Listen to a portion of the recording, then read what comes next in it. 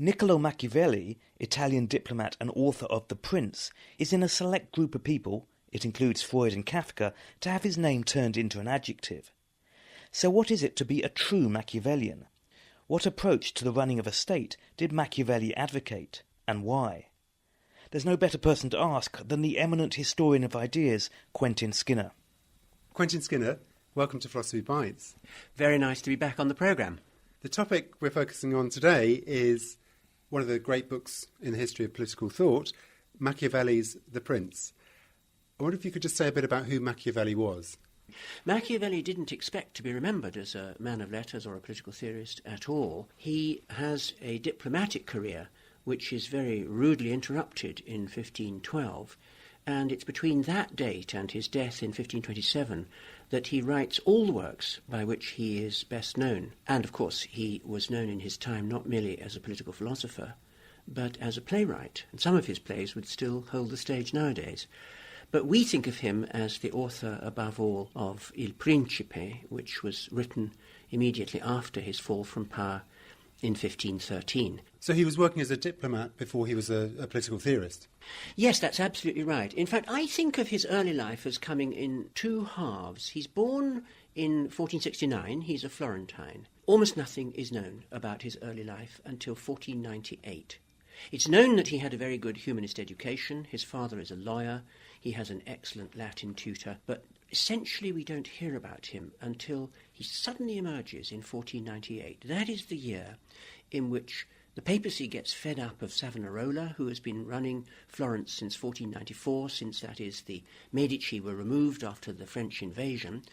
And he's too puritanical for the papacy. They trump up a charge of heresy, and he is horribly burnt. That's the moment when Machiavelli suddenly appears. One of his earliest extant letters is about the collapse of the Savonarola regime. But he comes to power. He's only in his late 20s, but in the new republic, which is set up in 1498, he becomes second secretary to the republic. And in his role in the state there, what kind of things would he be doing? What's crucial is that as the secretary to the second chancery, he was ex officio secretary to a committee known as the Dieci, the ten of war, and they were responsible for the diplomatic and foreign relations of the republic. So Machiavelli is a diplomat. He's not an aristocrat, so he cannot be an ambassador, but he acts as secretary to embassies. And already in 1500 he is sent on a major embassy to France, because the Florentines, who are traditional allies of the French, want to know what the French intentions are about Italy. He meets King Louis XII of France. Then 2 years later, it's he who's chosen to go to the court of Cesare Borgia, who's been given the Romagna by his father, the Pope. Popes are not meant to have sons, but this one did, Alexander VI, and Florence is worried that he's going to march across their territories. It's Machiavelli who is sent, 1502, to discuss with Borgia. Then in 1503, it's Machiavelli whom they send to the papal election. When Cardinal Rovere is elected as Pope Julius II, it's Machiavelli who's writing back to Florence. In 1507, he goes on an embassy to the Holy Roman Emperor, Maximilian, whom he also meets. These continue. So 1510, he's back in France, again meets Louis XII. So he's met the King of France, he's met the Pope, he's met the Emperor. All of this goes into the Prince. That's the crucial thing. And one thing which emerges very interestingly in the Prince is that he thinks so poorly of these people. The King of France, he says at the beginning of the Prince, well, he totally messed up the invasion of Italy. He could have seized it. Maximilian, the emperor, he says, nobody knows what he's going to do. He says he's going to do this, then somebody else talks to him, he changes his mind immediately. The Pope, he says, well, the Pope's been lucky. He's a warrior. Sometimes it's good to have popes as warriors, but if you needed anything else, he would be completely hopeless. The only person whom he meets as a prince, whom he really admires, is Cesare Borgia. But how did Machiavelli come to write The Prince? So he's moving from this position of being a diplomat to suddenly outside of the world of diplomacy and a writer. Yes, that's right. The crisis is 1512, when the Pope Julius II manages to sign a rather stupidly named Holy Alliance with the Spanish. That brings the Spanish troops into Italy. They push the French out. The Florentines, traditional allies of the French, are then threatened with the sack of their entire territories, and they give in. The Medici return, and those who had served the Republic are out. Some of them survive. Several of Machiavelli's more aristocratic friends survive into the Medicean regime. But Machiavelli has the horrible misfortune of being mistakenly, so far as is known, believed to have taken part in an anti-Medician plot immediately after they were brought back. So he's imprisoned and he's dreadfully tortured. And only at the beginning of 1513, when there's an amnesty because Medici becomes Pope, does Machiavelli get released. But he's then sent into internal exile. He has to go back to his farm south of Florence, and he's left asking what he should do with these huge energies and, of course, these extraordinary literary powers. And he settles down immediately, beginning of 1513, to write a book about what he has learnt. And he imagines these conversations with the great thinkers of the past and the people that he's met as part of the process of writing. Yes, that's very fascinating. There's a celebrated letter, December 1513, to his friend Francesco Vettori, in which he explains his writing practice. He wants to understand the secrets of statecraft, which he thinks were available in antiquity. The great moralists of Rome, Seneca and Cicero, the great historians of Rome, Livy and Sallust, and above all Tacitus. These are the people he's reading. But in order to talk to them, he says, he has to wait to the end of the day, go into his study, put on his robes, and then he can ask them their questions, as he says. Now, The Prince is an unusual book for us, but it was within a recognised genre. Oh, absolutely. It's completely conventional in the way that it's written out. When Machiavelli writes to Vettori, he says, I'm writing a little book called De Principatibus, concerning principalities. It's interesting that he uses the Latin, because the only remarkable thing is that it's in Italian and not in Latin. Giovanni Pontano in the 1490s had written De Principe, Francesco Patrizi, De Rege.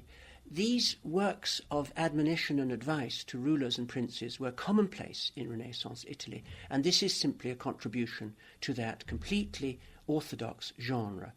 As I say, what is more interesting is that it's written in the Vulgari. We are at the cusp of the emergence of the Vulgari as a language for learned study.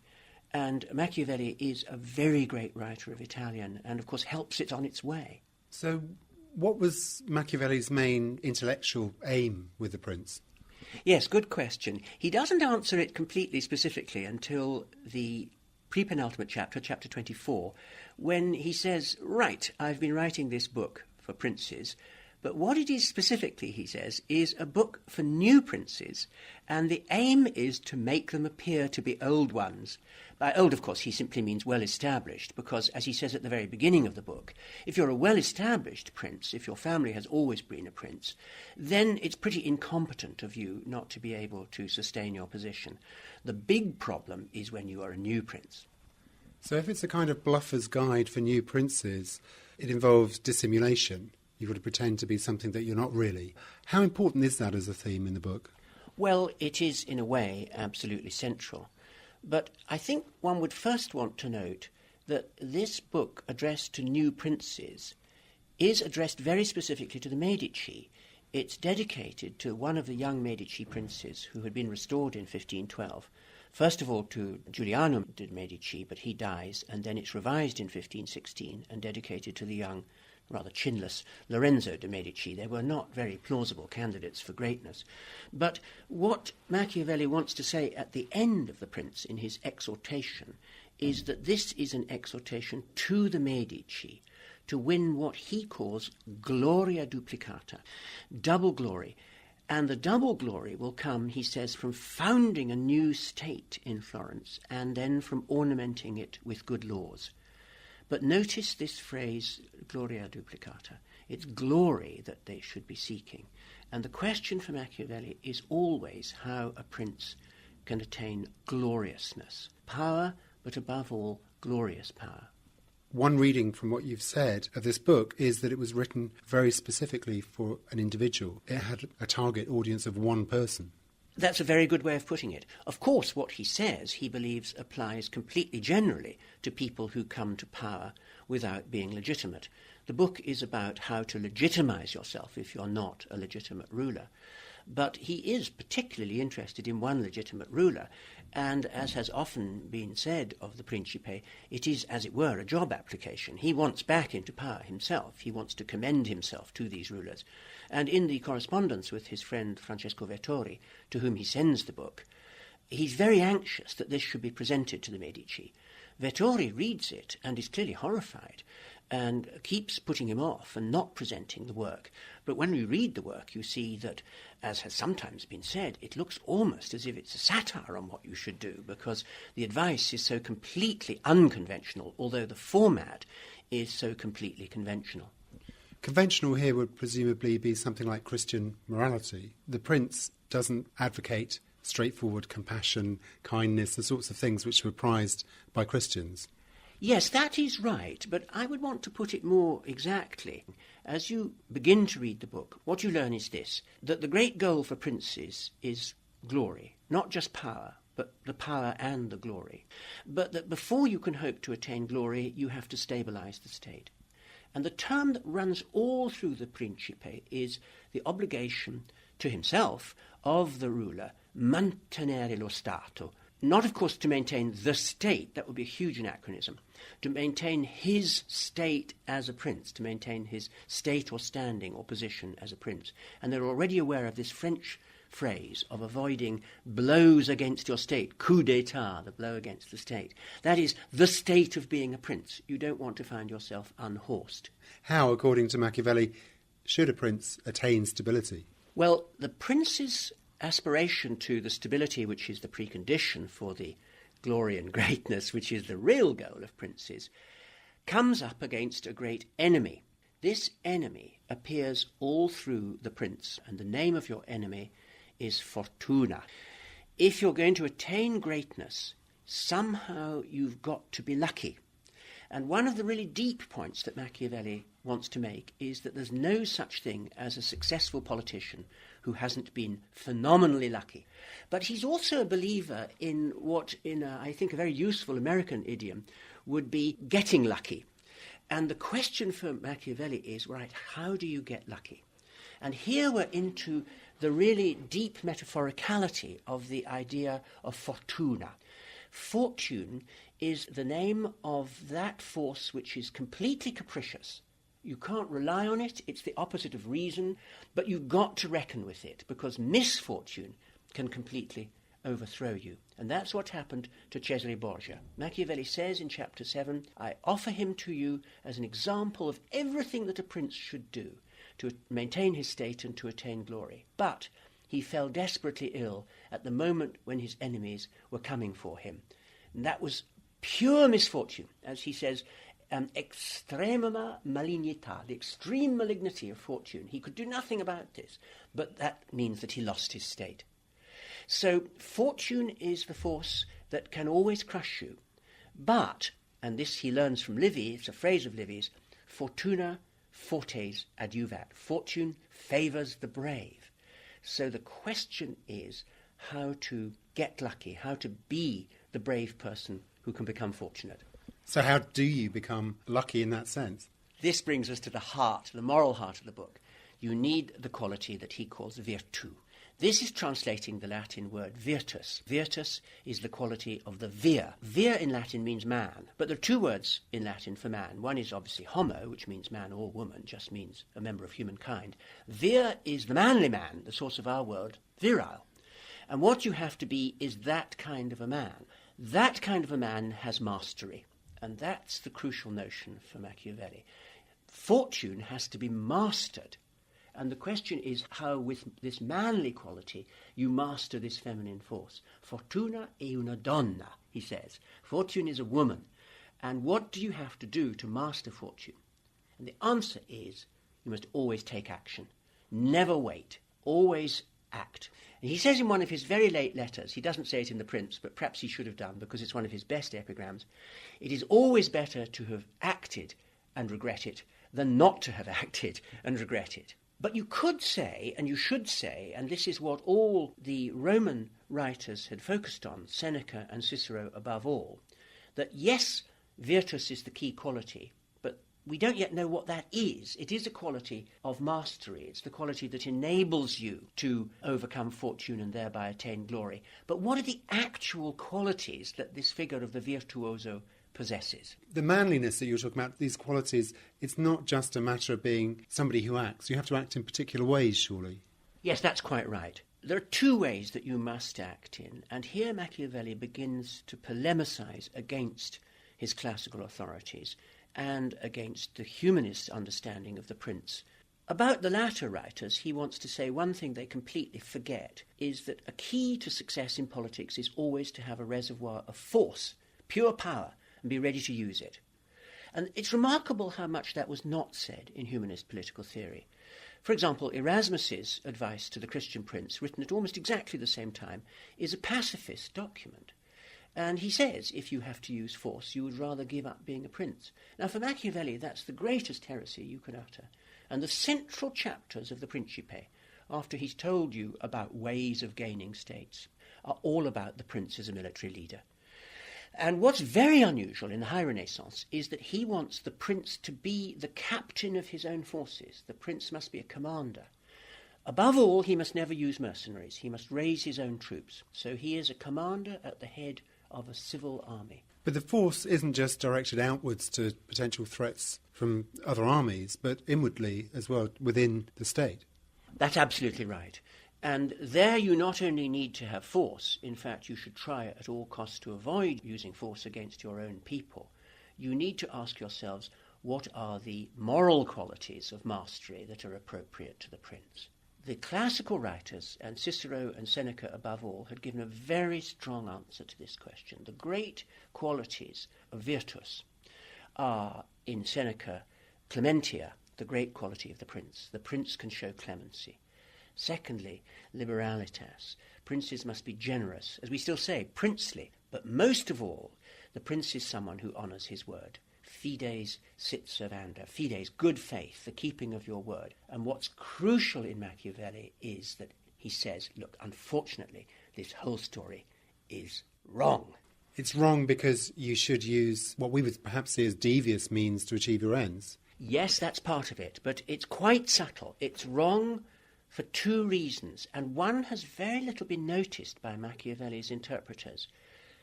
One of the things that he believes is that it may be true that liberality, which is what he first turns to, chapter 16, and clemency, which he next turns to, chapter 17, are great virtues. But he believes that we don't understand those virtues. He says princes who give away a huge amount of money think that they are being liberal. They don't ask themselves, where is this money coming from? It's coming from the people. They have to be taxed heavily in order for your liberality to work.